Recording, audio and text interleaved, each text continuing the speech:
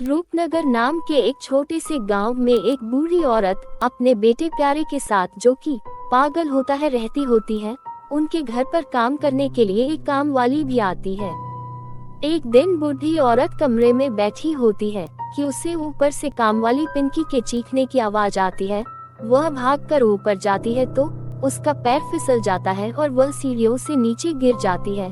तभी उसकी कामवाली भागकर आती है और उसे ले जाकर कमरे में लिटा देती है। अरे मान जी, आप कैसे फिसल गई और आप ऊपर क्या करने आई थी? अरे बेटा, मुझे तो ऊपर तेरे चीखने की आवाज सुनाई दी, इसलिए मैं भागकर देखने आई थी और अचानक से मेरा पैर फिसल गया। अच्छा, तो अब उसकी हिम्मत इतनी बढ़ गई है, इसका कुछ इलाज करना पड़ेगा। हाँ, मुझे भी यही लगता है। कोई बात नहीं, इसका कुछ इलाज करेंगे। और वह काम वाली अपने घर चली जाती है और उसी दिन शाम को उस बुढ़ी औरत के बेटे मोहन का फोन आता है।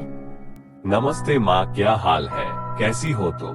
ठीक तो नहीं हूँ बेटा, आज सुबह मेरा सीढ़ियों से पैर फिसल गया था, इसलिए मैं नीचे गिर गई। अरे माँ, तो तुमने मुझे पहले क्यों नहीं बताया?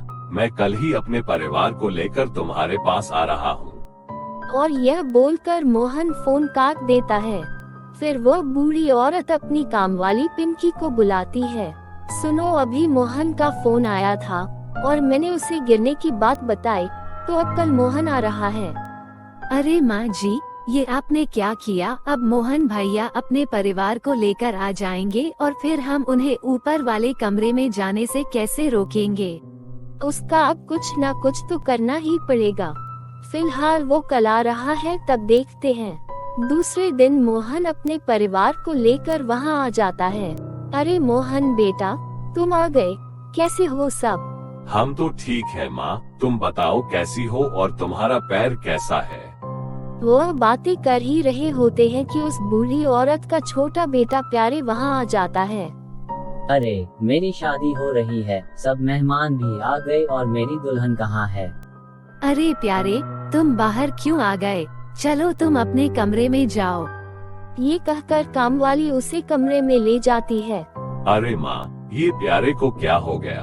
पहले तो ये ठीक था, अभी एकदम से क्या हो गया और आपने मुझे कुछ बताया क्यों नहीं?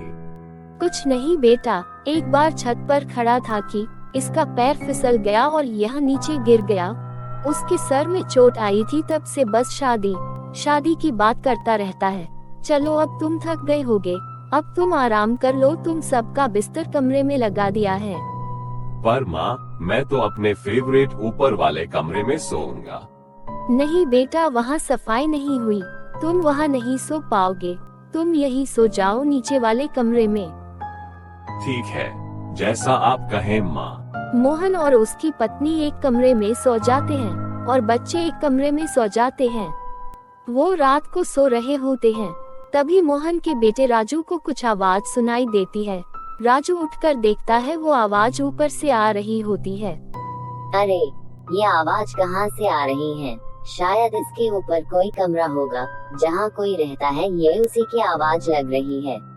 तभी ऊपर पंखे में से एक हाथ नीचे निकलता है और राजू को पकड़कर ऊपर खींच लेता है। राजू पूरी तरह से घबरा जाता है और जब ऊपर पहुँचता है तो सामने एक गायन खड़ी होती है, जिसे देखकर राजू की हालत पतली हो जाती है। अरे तुम कौन हो? तुमने मुझे ऊपर क्यों खींचा? मैंने तो तुम्हारा कुछ भी नहीं बिगाड़ा। हाँ पता है, तुमने मेरा कुछ नहीं बिगाड़ा, लेकिन तुम्हें ही मुझे इस कमरे और इस कैद से आजाद करना होगा, तभी मैं तुम्हें छोड़ूंगी। लेकिन मैं कैसे आजाद करूं? मैं एक छोटा बच्चा हूँ। ये सब मैं नहीं जानती, मुझे बस इस कैद से आजादी चाहिए। और वो राजू को पकड़ लेती है और उसे बाहर नहीं जाने देती। सुबह होते ही सब राजू को ढूंढने लगते हैं, लेकिन राजू कहीं नहीं मिलता। तभी मोहन ऊपर वाले कमरे में जाने की जिद करता है। नहीं बेटा, ऊपर वाले कमरे में रहने दो, वह तो बंद है, वहाँ कुछ नहीं है। मोहन को गुस्सा आ जाता है। माँ, मेरा बेटा खोया है, मुझे उसे ढूंढना है और आप क्यों कल से ऊपर वाले कमरे में जाने से मना कर रही है? मैं तो उस कमरे में जाऊंगा। और मोहन ऊपर वाले कमरे में चला जाता है और उसका दरवाजा तोड़ देता है। जैसे ही अंदर पहुंचता है वहां डायन और राजू खड़े होते हैं। राजू भागकर अपने पिता के गले लग जाता है, पर मोहन डायन को देखकर बहुत डर जाता है। तभी वहां उसका छोटा भाई प्यारे भी आ जाता है। अरे अरे, ये तो मेरी दुल्हन है, मुझे इसके पास जाना है, मेरी शादी है, मुझे इसके पास जाना है, प्लीज मुझे जाने दो। ये सब क्या है माँ? यह क्या हो रहा है? ये प्यारे क्या बोल रहा है? और ये डायन कौन है? बुढ़िया, अब इनको सच्चाई तू बताएगी या मैं तेरे पोते को अभी मारूं? वह बूढ़ी औरत डर जाती है। नहीं नहीं, ऐसा मत करो, मैं बताती हूँ। मोहन बेटा, ये डायन तुम्हारे छोटे भाई प्यारे की पत्नी थी। मुझे ये बिल्कुल पसंद नहीं थी, क्योंकि ये छोटी जात वाली थी।